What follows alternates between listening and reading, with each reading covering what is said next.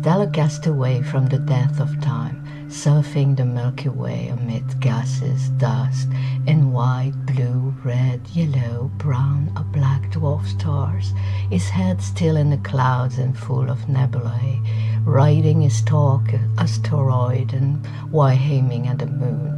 The singular explorer got pulled in by Earth's gravity. Me vois-tu pas venir, une comète éclatée, voir de loin un danger d'un monde ignoré. Me vois-tu pas venir?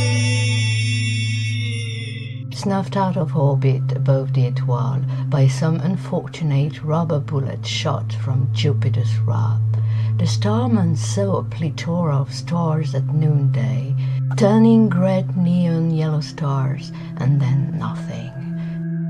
Supermassive black hole. He'd been pulling so hard on his comet, his lucky star turned pale and flew off to less bellicose climes. A very long time ago, eons ago, when he was still a very young prince, the starman inherited the throne from his father, and he began to feel so lonely on his tiny little planet in the far outback of the universe.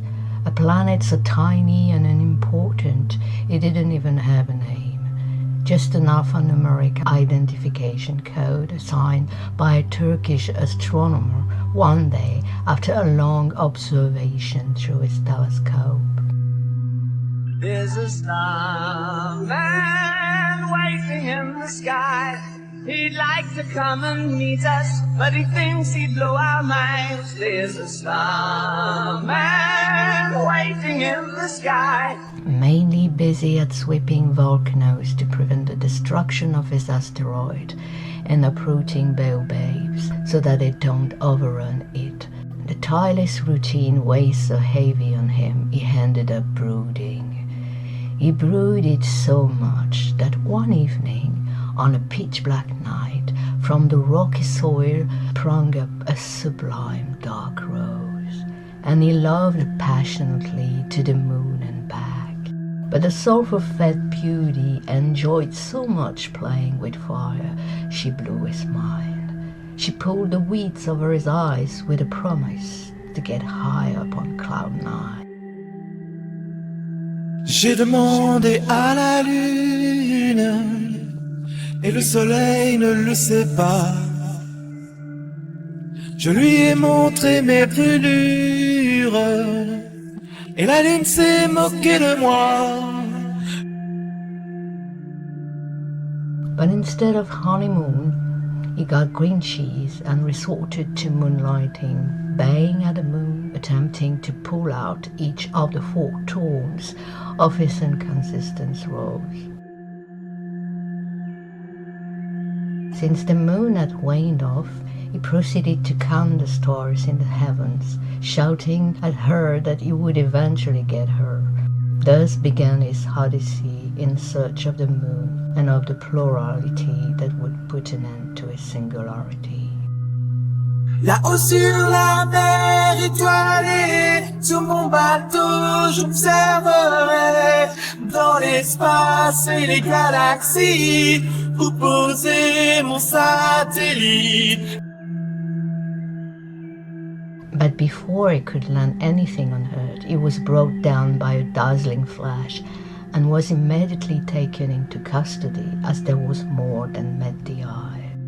They tried to get him to spill his guts, whereas he got the bullet in his eyes, damn fools, and take the kitty out of the bag, banging the ear drums. So much for shooting in the dark, for he also had turned stone deaf. And then anyway, on his planet, there was no cat, no fools. Only a shady rose he started regretting.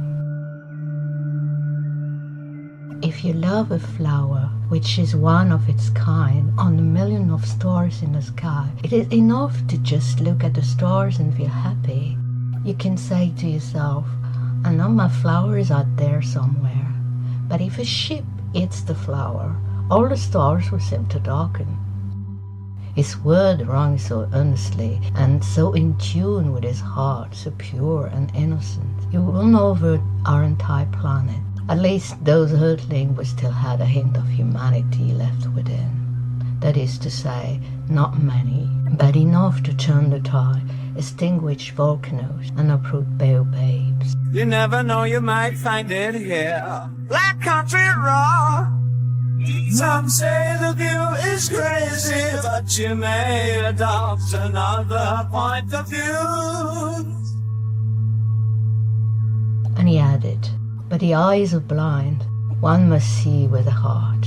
And thus, most inadvertently, by the way, the one-eyed blinded prince from far away became king in the world of the blind.